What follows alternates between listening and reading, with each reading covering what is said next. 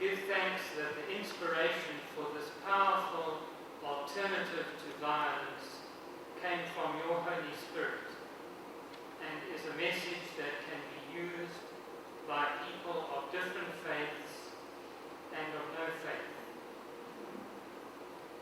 We give thanks that the philosophy of Satyagraha has spread from here to many parts of the world and has inspired many struggles for freedom and justice, ensuring that much violence has been prevented and many lives saved by this powerful philosophy that each of us can draw on. At the same time, we recall with shame how violence is still the predominant way of solving conflicts. We remember with sorrow how many people perish every day in violent conflict, and how large a proportion of national budgets, including our own, is used up to buy weapons and armaments. Our shame is all the greater that so many conflicts relate to religious intolerance. And so at the beginning of this year of celebration of Satyagraha, we commit ourselves to use the opportunity that this celebration provides to rededicate ourselves, to rekindle the flame of Satyagraha in our own minds and hearts, to study, discuss, and understand its message more deeply, and to help spread that message to every part of our country and of the world, and to learn also from other positive role models of history.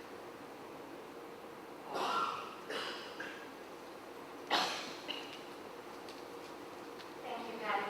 Ladies and gentlemen, you may be seated. I would now like to call upon Dr. K.P. Murthy, who is on the board of Satyagraha, to officially welcome you to today's function. Thank you, Program Director. Our keynote speaker, Father Michael Lapson, members of Parliament, a Member of Parliament, Mr. Ewan Ramguru, ex-Member of Parliament and Comrade Billy Nayan, Deputy Mayor Logi Naidu, the representative from the Consul General's Office in Durban, Vice Consul for Culture, Mr. Shogun, Mr. Zombie, representing the family celebrating the Mambata centenary celebrations, Mr. Shamaraj, representing the East Bay Municipality and the Phoenix Community Care Center, other distinguished guests, friends. It is my pleasure on behalf of the board of Satyagraha to bid you a warm welcome. Prem Namaste, Vanakkam, Assalamu Alaikum, Sandoran. This function today is important for two reasons. One, that we are in the 7th year of the publication of the newspaper started by our chairperson, Ila Gandhi, Satyagraha, and we thought it's important that we observe the 7th year of publication, but as important and probably more important is the centenary celebrations of Satyagraha that was launched by Mahatma Gandhi 100 years ago.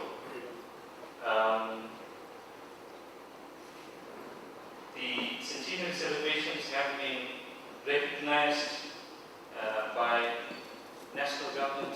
President Thabo Mbeki made a point of talking about the significance of Satyagraha and the fact that we needed to celebrate and observe the concept that was launched 100 years ago and which was used so successfully in South Africa, India, and other parts of the world. With those few words, I would also like to say that Ila Gandhi would, in the course of the morning, talk about the rest of the celebrations that we will be conducting. And we have other speakers who will talk about the role that the newspaper has played in the last 7 years. Thank you very much for your presence. Thank you. Thank you, Dr. Murthy. I would like to call upon Honorable Deputy Mayor, Councillor Logi Naidu, to address us today. Thank you very much, Program Director. Distinguished guests, I want to recognize Member of Parliament, Member Rambobi.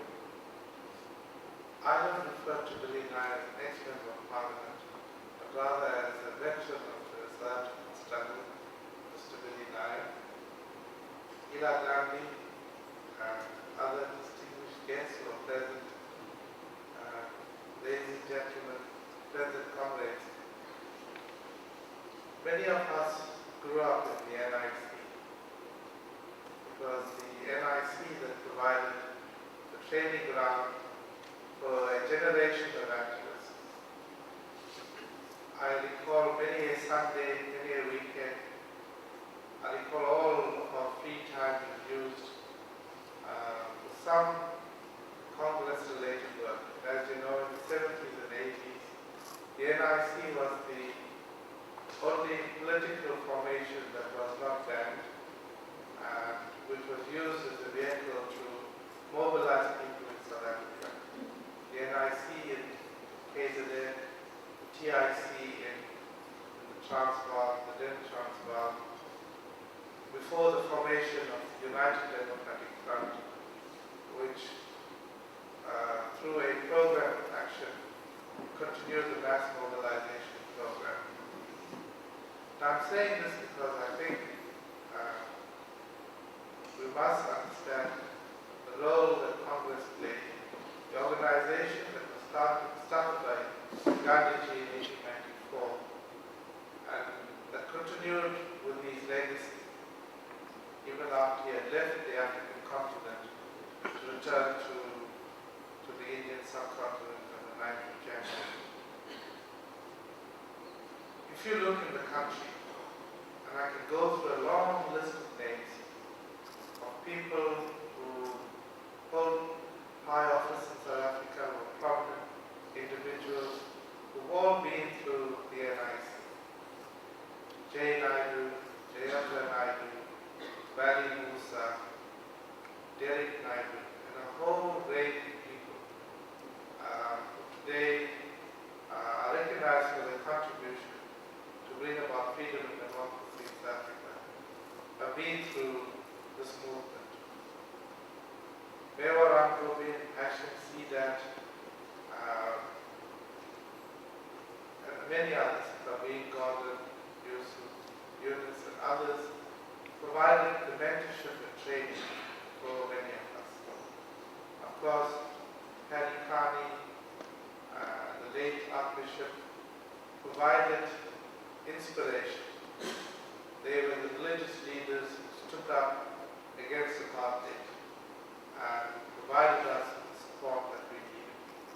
As you know, that the Satyagraha Cent used to be a hotbed of political activity for many years. Despite the repressive action of the security police. But today we have to mark the 100th anniversary of the Satyagraha campaign. And in January this year, I was fortunate enough to be part of the South African delegation that was in Hyderabad at the Pravasi Bharat Gandhi's Conference 2006. As you know, this is a gathering of people of Indian origin from all over the world, and the only resolution that was chartered through the conference and accepted unanimously was a resolution sponsored by the South African delegation, which said that this being the 100th anniversary of the Satyagraha celebration or campaign must be celebrated at a global scale with India and South Africa leading the celebrations. So it's not going to be a small level event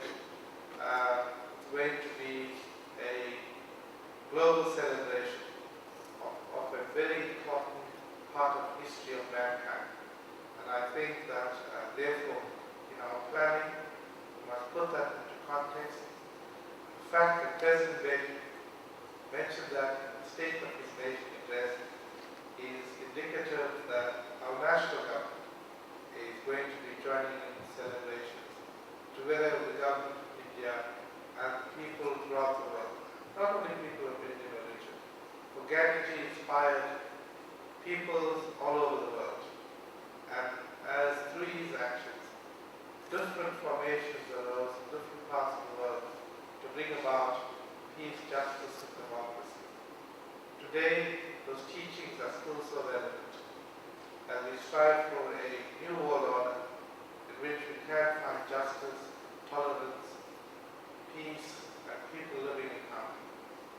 So on behalf of the Satyagraha municipality, we pledge our full support and with regard specifically to the salt march, we will commit ourselves to 65,000 rands to make sure that that project continues to grow, for we feel that it has tremendous potential of being a very important event to remind people of the importance of Gandhiji's work and the symbols that are attached to, the symbolisms that attach to many of those campaigns. So good luck in your deliberations, and I'm sure that we'll come up with a comprehensive program to celebrate this year, the centenary anniversary of Satyagraha. We met people in India from all over the world and very excited about staging productions, celebrating cultural events. And we had a delegation from Los Angeles who wanted a South African group to do a production and stage it there in Hollywood on this occasion. And they thought that it would be a big hit in that part of the world also. So thank you very much for having me here, and once again, good luck in the campaign.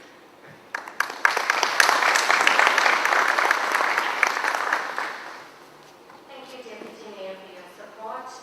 We now have a musical item by a talented group of singers who are living with disability.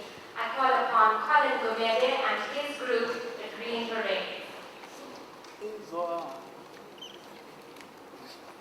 Bizwa Yesu buhlungu amangicabanga gogogo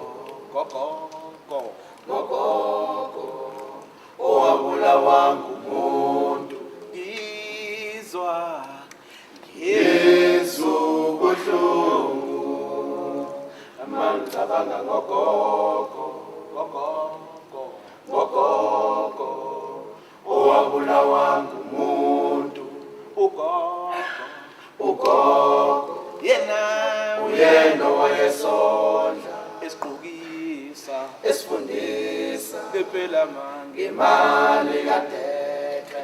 Ugogo lona ugogo yena uyena owayesondla esigqokisa thina esifundisa ngempela ngemali kadeke.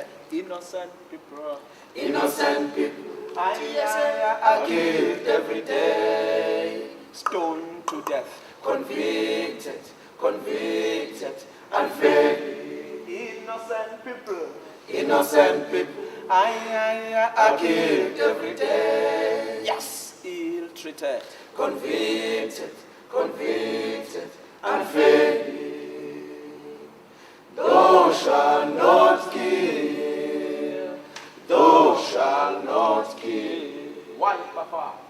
No one deserves to be killed. No one deserves to be killed. No one deserves to be killed. I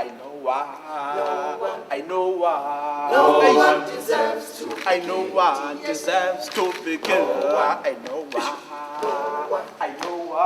No one deserves to be killed. No one deserves to be killed. No one deserves to be killed. Come on, no one deserves Innocent people are killed every day. No one deserves to be killed. It is so unfortunate to have happened to my grandmother. No one deserves to be killed. Oh, Paso, Pampanagi, Nancy P.S. No one deserves to Balega when I pass over when I Nancy P. No one deserves to be killed. when I Balega when I Nancy P. No one deserves to be killed. Innocent people are killed like flies. No one deserves to be killed. Innocent people are convicted for nothing. No one deserves to be killed. While the criminals walk freely up and down every day. No one deserves to be Without any conviction. It's unfair. No one deserves to be killed. Oh, Paso. No one deserves to Paso. No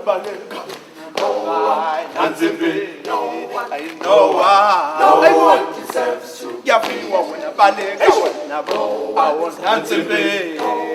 No one deserves to be killed. No one. No one deserves to be killed. No one. No one deserves to be killed.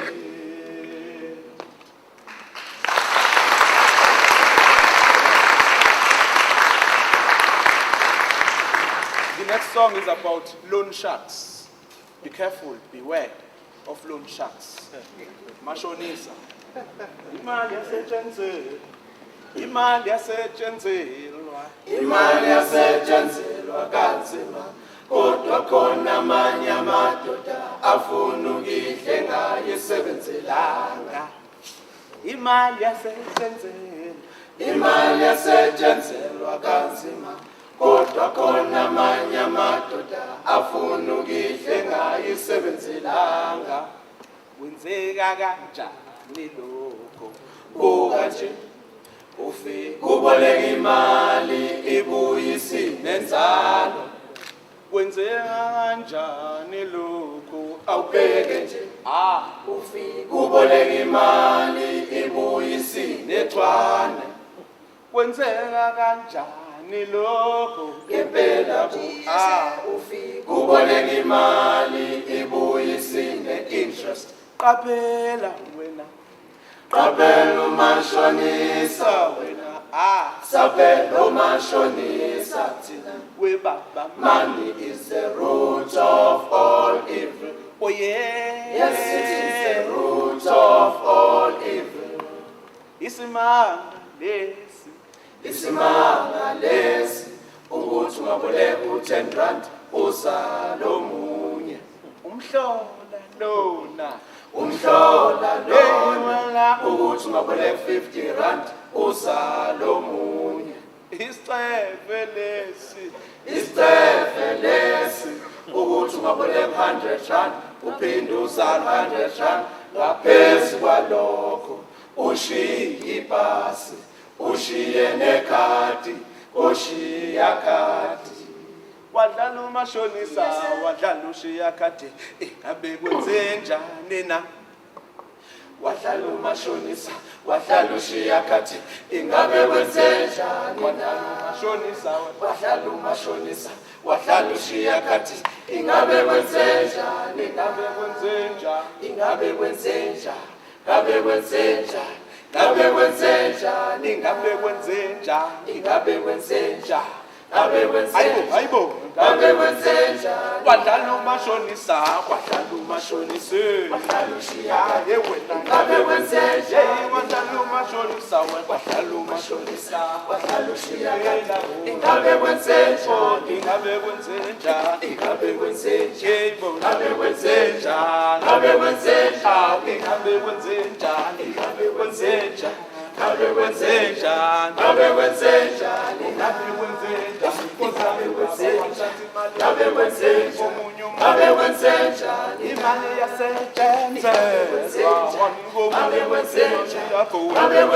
Why do you give the cash card to somebody else you don't know? You also leave the ID to him.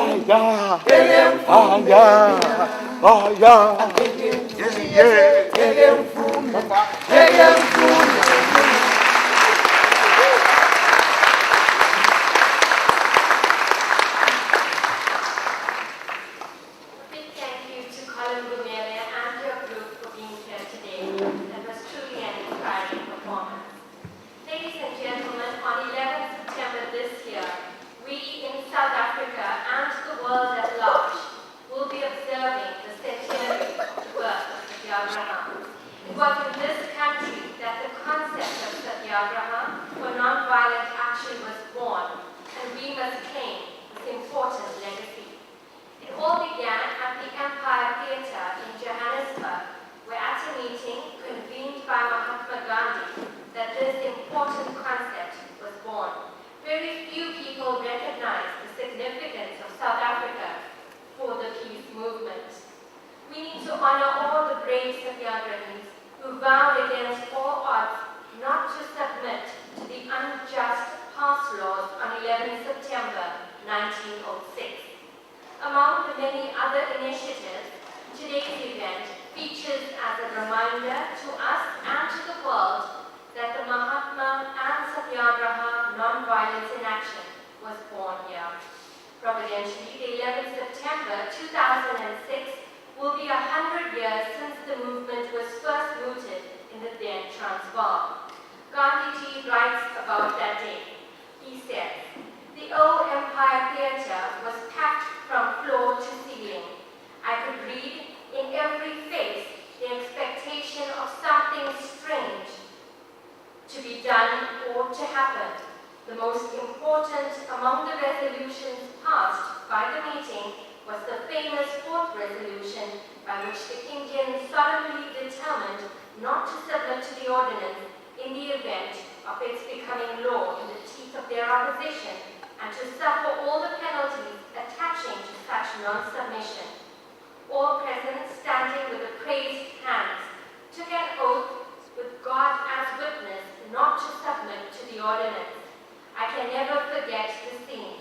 None of us knew what name to give to our movement. A small prize was therefore offered, in the Indian opinion, to be awarded to the leader who invented the best designation for our struggle. Thus, the word Satyagraha was coined. Gandhiji explains, truth, Satya, implies love, and firmness, Graha, engenders and therefore serves as a synonym for force, the force which is born of truth and love for non-violence. At this juncture, ladies and gentlemen, may I call upon Charm Governor of Satyagraha, who will present a brief background of Satyagraha in pursuit of truth. Why we commenced to some identity and what was the underlying reason was to commence with our activities. Now,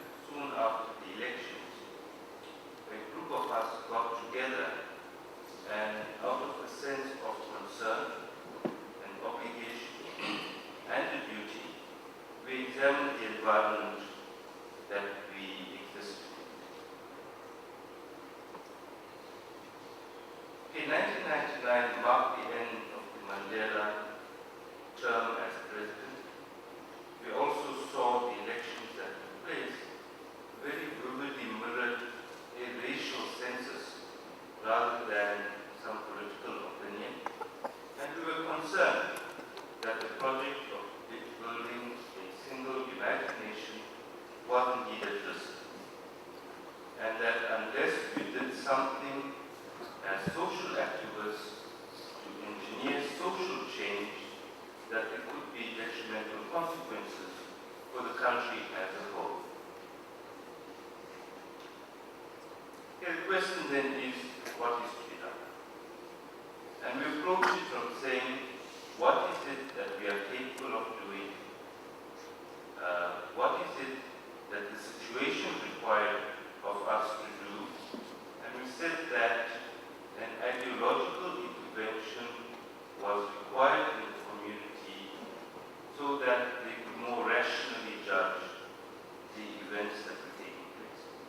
The mainstream media of the day presented a distorted picture where the main preoccupation of people became the issues of crime, violence, affirmative action, marginalization, to such an extent where the Indian community itself began to marginalize itself and keep aloof from mainstream political developments.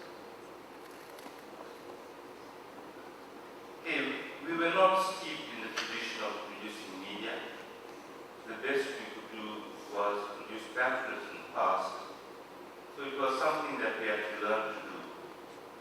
And what we pledged to do was to present objectively, without bias, some analysis of what was happening in our country, in our continent, and the world at large.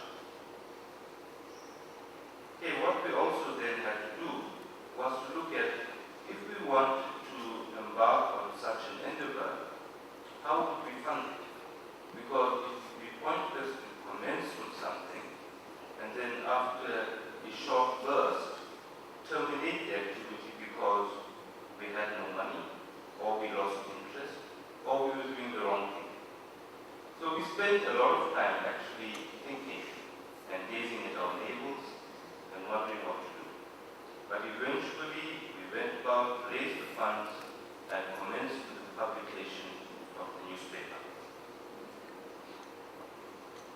Okay, we've been around now for almost 7 years, and in that time, whilst we've had some successes, we've also learned lessons that said, be modest, learn through humility, and reflect on what you are doing. So we conducted an exercise and spoke to our leadership, looked at ourselves, and said, where is it that we should be going to? And in the course of the exercise, we say that a lot of attention has to be paid to our young people. And therefore, our distribution channels include schools and libraries.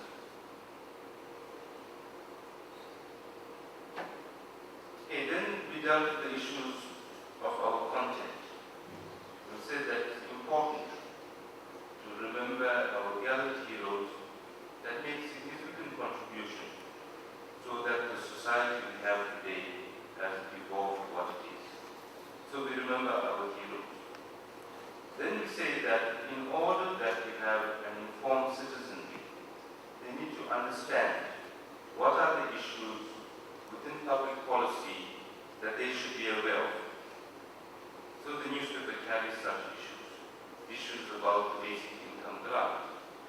Whilst it's not government policy, and indeed we're not a government mouthpiece, we think that those are important issues that people should be discussing and developing a position on.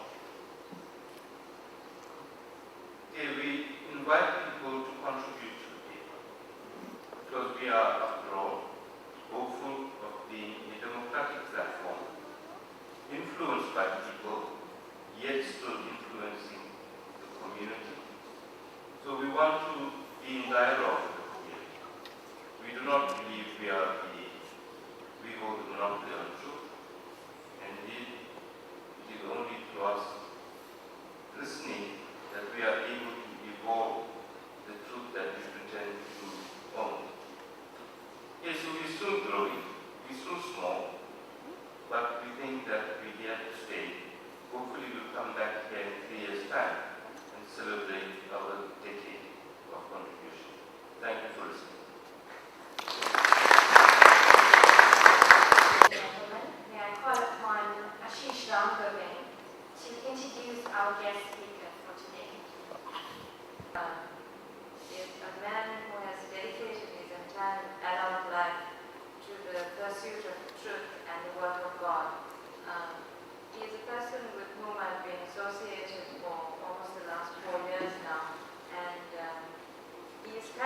actively involved in, is the founder and executive director of an institute in Cape Town called the Institute for Healing of Memories.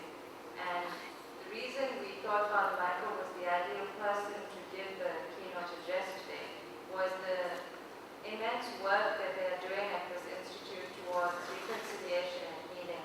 It was an institute that started mainly as a result of the Truth and Reconciliation Commission in order to take the work of the Truth and Reconciliation forward and bring healing to all those who have suffered as a result of the apartheid brutality.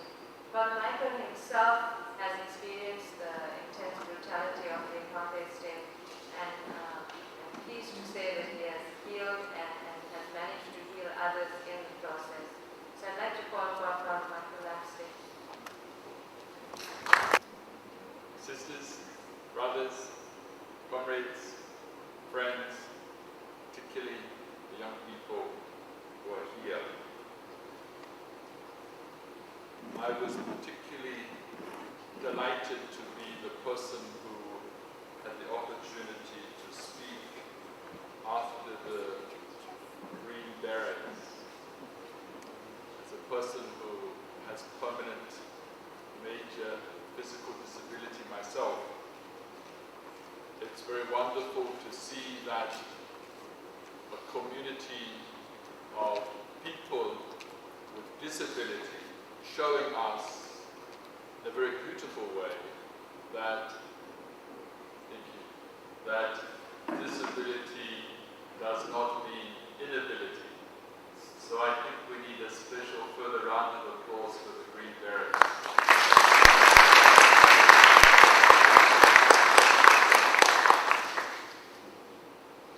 I must say that I am deeply honored to have the opportunity to be on a platform honoring 100 years, and my pronunciation is not very good, Satyagraha, not very good, but you know the word. And this idea of soul force, but also to be speaking behind a picture of the Mahatma is something very memorable for me. I also want to, in a particular way, congratulate those who have won the prizes for the crossword that I think we're still going to be honoring here today. And to congratulate the newspaper for its anniversary, but also for, in a creative way, honoring heroines and heroes of our struggle. I was fascinated to read some of the figures that were mentioned there in the different small biographies. People like the Mahatma, Martin Luther King, but also very wonderful people who I had the privilege of knowing very well, people like Helen Joseph.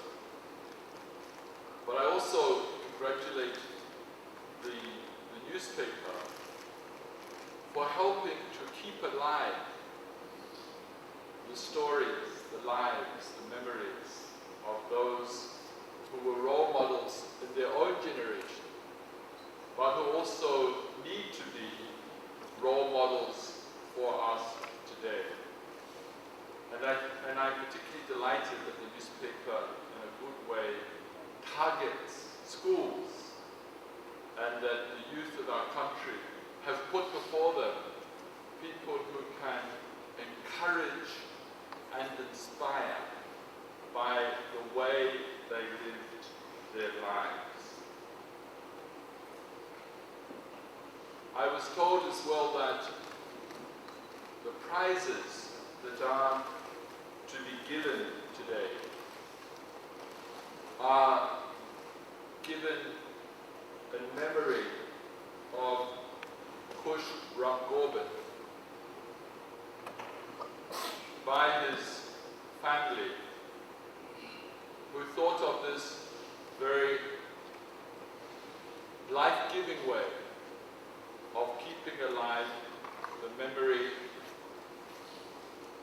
beloved son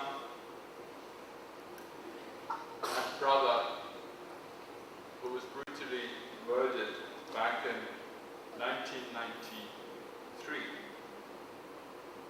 And over the last days, at different points, I've had the opportunity to speak about Kush. To his father, Miwa, we kept bumping into each other in airports and on planes. Also yesterday to speak to Ila about her son, but also to speak to Ashish. And what interested me was the different aspects of a brother and son that each chose to tell me about. And of course, if I continue to speak to the other members of the family, a broader and broader picture. If I'd spoken to Kush's friends, comrades, those he's associated with. And I suppose that's the way it is, isn't it? That as people, we impact on each other's lives in different ways. And to get a picture of who a person has been, we often have to speak to many, many people. I was struck as I spoke to Kush's father, in particular the way in which racism and the experience of it as a child had impacted upon Kush and shaped him. The way in which he was as a young person, very young, to become a political activist. I suppose that indeed was true of the struggle against apartheid. As we traveled through the generations, the engagement of people against apartheid grew younger and younger and younger. As people were willing to sacrifice, until of course we had a generation who said to their parents, you may call them boss, master, madam, but we won't. That generation that Archbishop Desmond Tutu speaks of as having iron in their souls,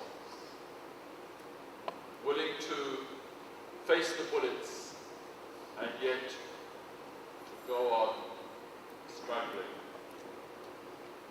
And yet they themselves inheritors of the struggle and the sacrifices that stretch back through the centuries.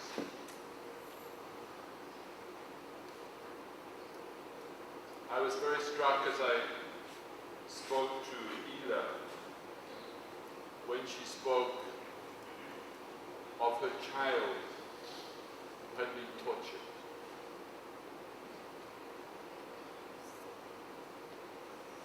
And the lasting impact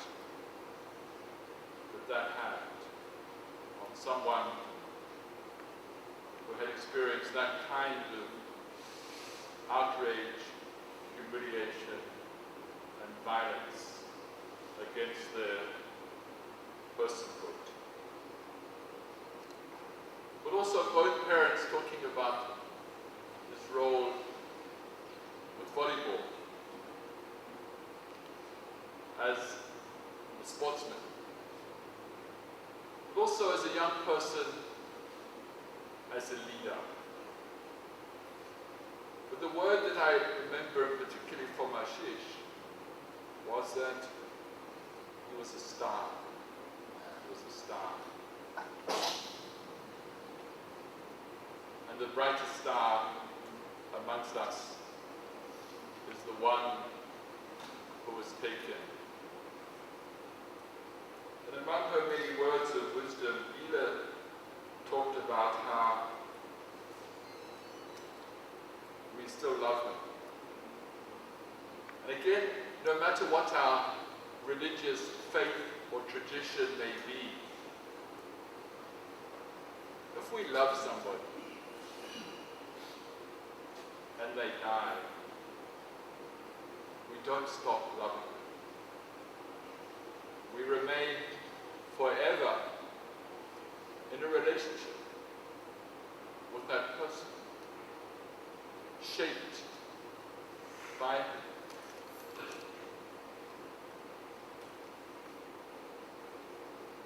It occurs to me that we have no control over what others do to us. We have no control over what others choose to do to us. Our choice comes in how we respond. And if the person has died, has cushed a brutal, violent death, the choice for the family was, how do we respond? It could have been a family. Niwa and Ela could now be known as the strongest advocates of the death penalty. There could have been a family who responded in a commitment themselves to hatred and revenge, to continuing a cycle of violence. But in the simple and yet practical prize giving today,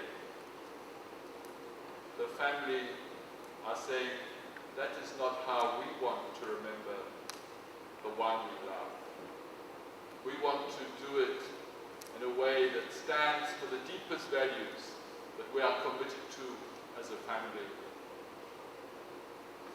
to soul for, to dancing to a different kind of drum, to helping shape and create a different kind of future for our land. In my own case, just 3 years before Kush was murdered, was the time that I received a letter bomb from the de Klerk government. It was their choice to seek to kill me. It was my choice about how I responded.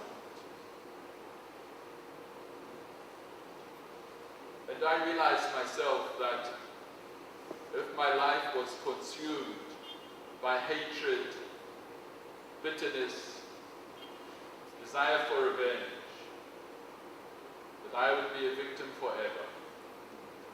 They would not have killed the body, but they would have killed the soul. For me, it was the prayers, the love, the support of people in South Africa, of people in Zimbabwe, in Lesotho, people all around the world, people of faith and people who are not at all religious, but with their prayer and love and support, enabled me to make a life-giving response. If I was spending my days looking for those who did it, I would not be here today. I'm sure the Ram Govins and the Gandhis, in a natural way, there are unanswered questions. There are things they would like to know. And perhaps like me, there's an abiding issue. Who did it? Why did they do it? They don't know exactly. I don't know exactly. In a normal human way, you want to know, you need to know. But do you spend your whole life pursuing that? Or do you say, there's a more important business of making my contribution to healing this land, to helping shape and create the land of our dreams, but also creating an alternative to violence and death, seeking to deal with the root causes of violence, seeking to take away hopelessness and to create hope. So I honor the family for being an example to us today. Can we give them a clap for that?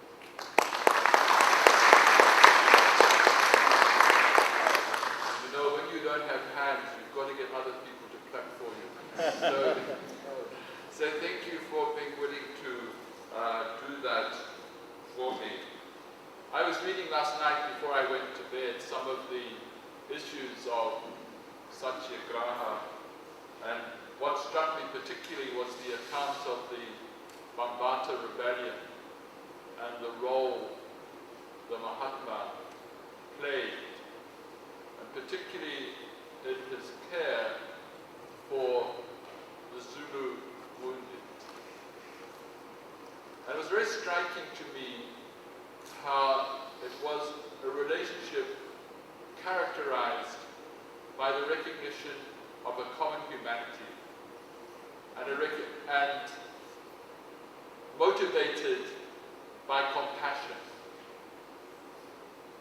And I think in this land, and not least in this province, it is relevant today as it ever was.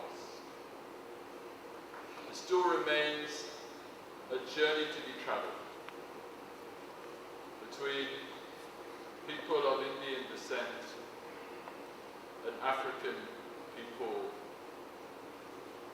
between the Zulu nation, people of Indian descent. And how important it is that we have many Mahatmas who, by their example, by how they live their lives, by the kind of reverence and respect. I must say I always have problems with the word tolerance. It seems so limited. But somehow we've got to travel towards a place where the world's great religious traditions can honor, respect, and reverence each other. Where people of different races and cultures can honor and respect and reverence each other, but also receive and learn from each other. One of the wonderful things about living in exile, as strange as it may sound to say, one of the very wonderful things was that we were able to create deep and lifelong friendships across all the lines of faith and religion, race and culture, and begin indeed to truly be South Africans reverencing each other in our common humanity.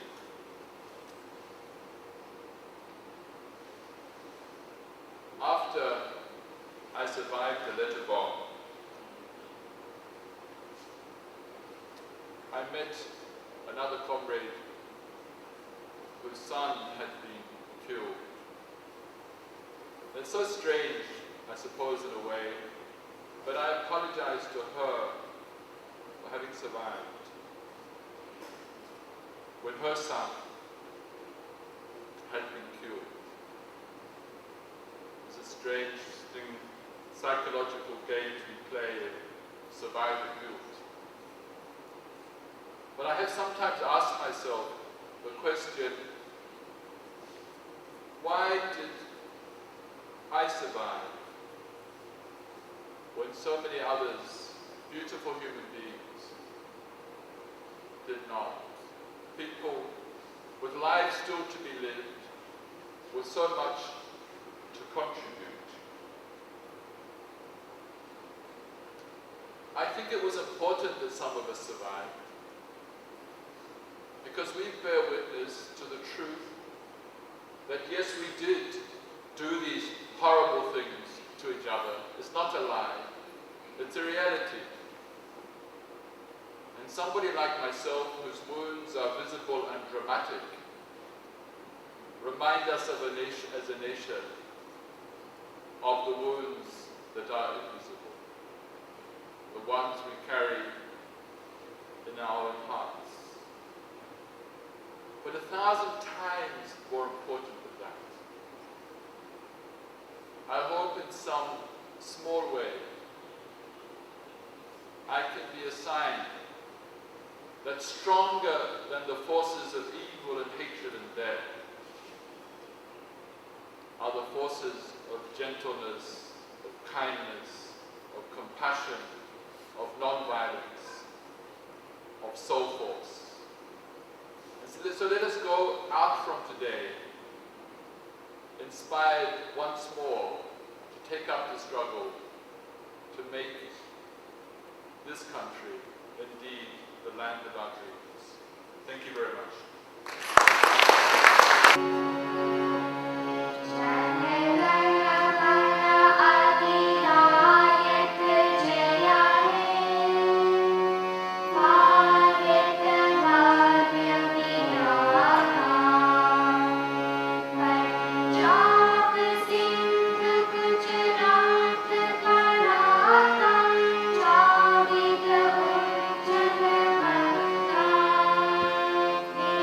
Yeah.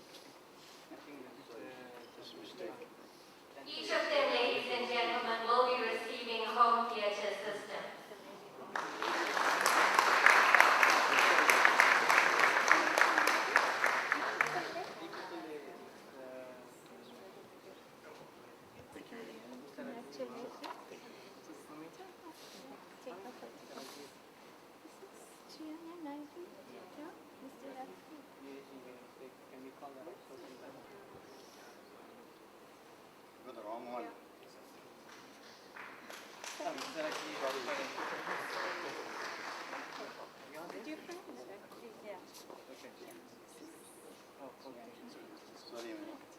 Okay. Yeah, there's a photograph.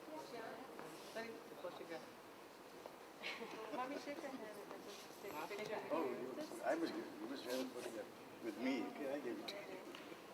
Okay. And finally to Vishal Ramdev Sukla. Congratulations.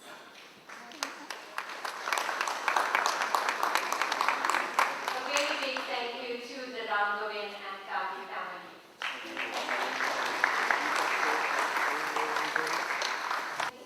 But I just want to apologize for one little mishap that happened this morning, and that is the button group rendered the national anthem of India. The first song was the national anthem, and we were not prepared for it, and we didn't ask everybody to rise for the national anthem. So my apologies, particularly to the Indian nationals. It wasn't expected, and so we didn't prepare for it. This year, as you have already heard, we are celebrating the centenary of Satyagraha, and I would like to just briefly explain all the programs. Firstly, the significance of the centenary. You have already heard about the Bambata Rebellion or the Bambata uprising, which is more like it rather than a rebellion. At that time, Gandhiji took a very important decision in his life.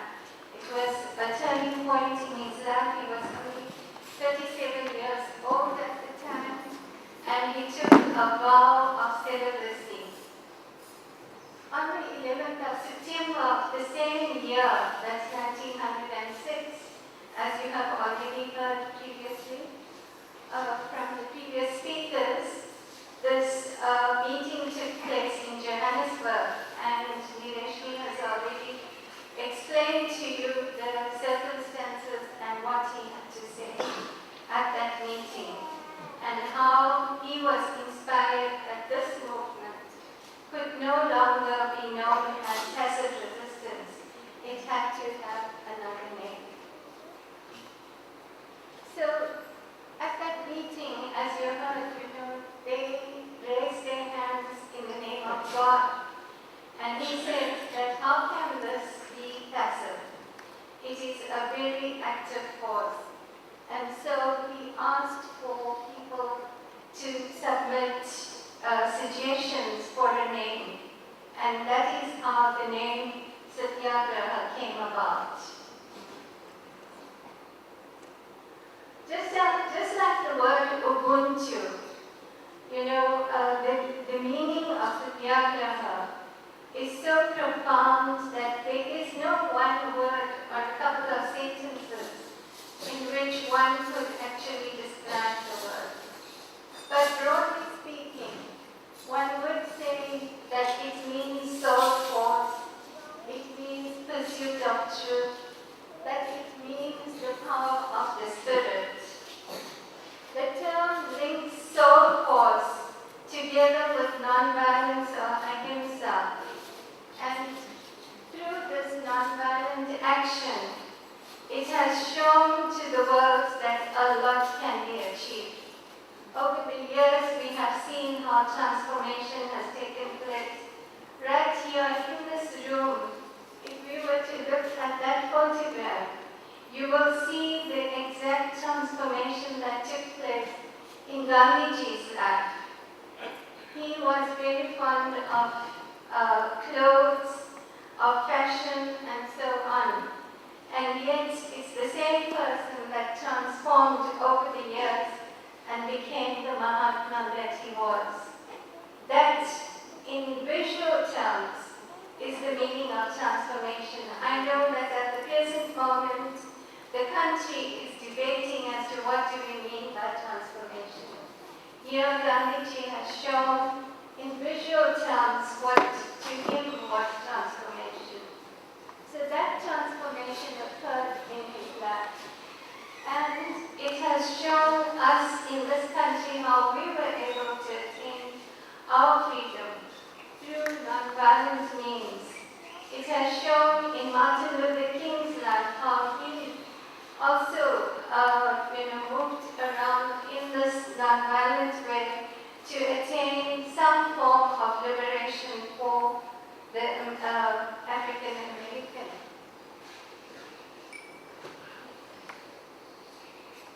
And just to give a little quotation from Gandhiji, he said, I discovered in the earlier stages that pursuit of truth did not admit of violence being inflicted on one's opponent, but that he must be weaned from error by patience and sympathy. The doctrine came to mean vindication of truth not by infliction of suffering on the opponent, but on oneself. In my opinion, the beauty and efficacy of Satyagraha are so great and the doctrine so simple that it can be preached even to children. Satyagraha in its essence is nothing but the introduction of truth and gentleness in the political, that is, the national life. This is how Gandhiji has described Satyagraha. Why is Satyagraha anniversary important? Satyagraha is a powerful tool which we can use in the home, in the community, in the country, and internationally. And it provides the most significant and viable alternative to violence. Violence is destructive. Satyagraha is constructive. We need the message of non-violence now more than ever before. We heard earlier from what Kalikami had said that there is so much of violence, it has touched all our lives. All of us at some stage or another have experienced violence in our lives. So we can imagine how our whole lives are being taken over by violence, not only in this country but internationally. And to change this, we need a viable alternative, and here is a viable alternative. Therefore, observing this centenary, not just in South Africa but globally, is of utmost importance. To observe this centenary, we felt that we have to make non-violence a part of the lives of the people of South Africa and the world.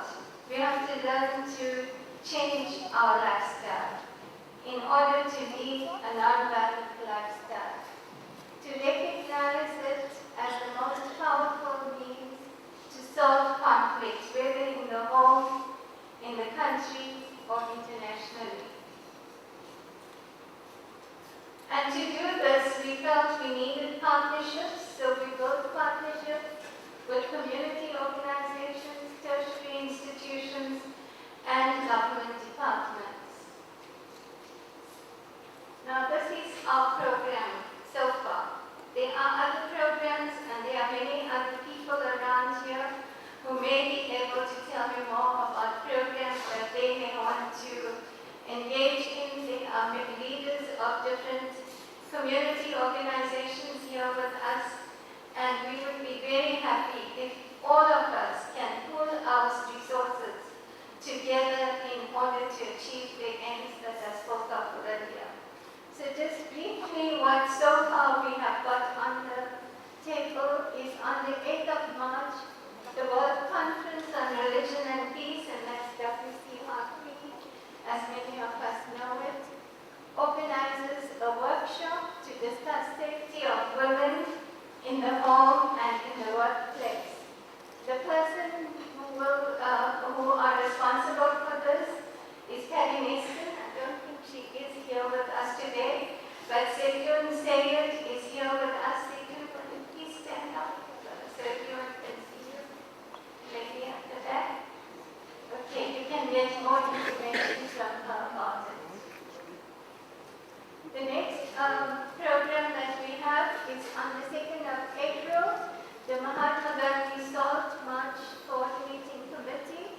will organize a salt